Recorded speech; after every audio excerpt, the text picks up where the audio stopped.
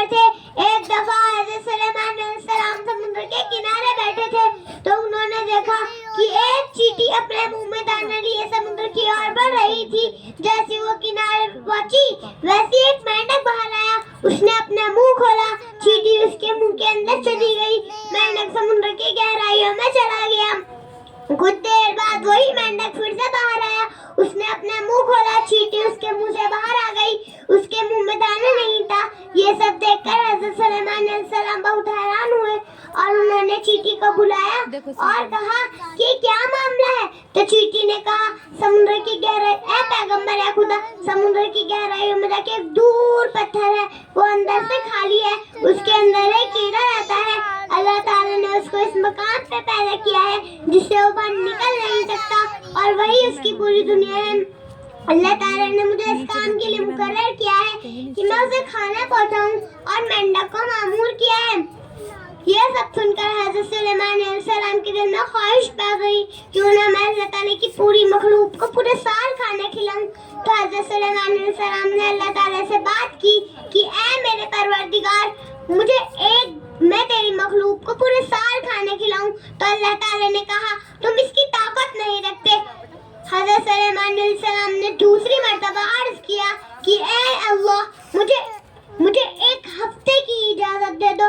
तो अल्लाह ताला ने वही भेजी, तुम इसकी भी ना ताकत नहीं रखते।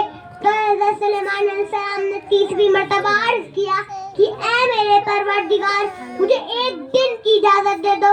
तो अल्लाह ताला ने कहा, तुम इसकी भी ताकत नहीं रखते। तो अल्लाह ताला ने हज़रत सुलेमान अलैहिस्सलाम को एक दिन की इजाजत दे दी। उनको इजाजत मिल गई तो उन्होंने जिन्नात और इंसानों को हुक्म दिया कि जो भी तमाम हलाल चीजें हैं उनको मेरे पास जमा करे जाए, जैसे गाय, बैल, बकरियां, दुम्बे वगैरह, हवाओं में से परिंदे वगैरह, उन सब को मेरे पास जमा करे जाए। कुछ देर बाद वो जमा करे गए, उनको ज़िबा करा गया, बड़ी बड़ी जगह तैयार करी गई, पकाया गया और दस्तरखान पे लगाया गया। दस्तरखान भी इतना बड़ा कि एक आदमी एक तरफ से घोड़ा दौड़ाए, उसको दूसरे तरफ जाने में 2 महीने लगे और इतनी दस्तरखान की चौड़ाई भी थी। तो अल्लाह ताला ने वही भेजी, तुम मखलूक में से सबसे पहले किससे दावत शुरू करोगे। तो हज़रत सुलेमान अलैहिस्सलाम ने कहा, दरियाओं के जानवरों से। तो अल्लाह ताला ने मछली को हुक्म दिया कि वो हज़रत सुलेमान अलैहिस्सलाम की दावत को चली जाए। मछली ने सर उठाया और एक तरफ से खाना शुरू कर दिया। वो खाते खाते खाते खाते दूसरी तरफ पहुंच गई।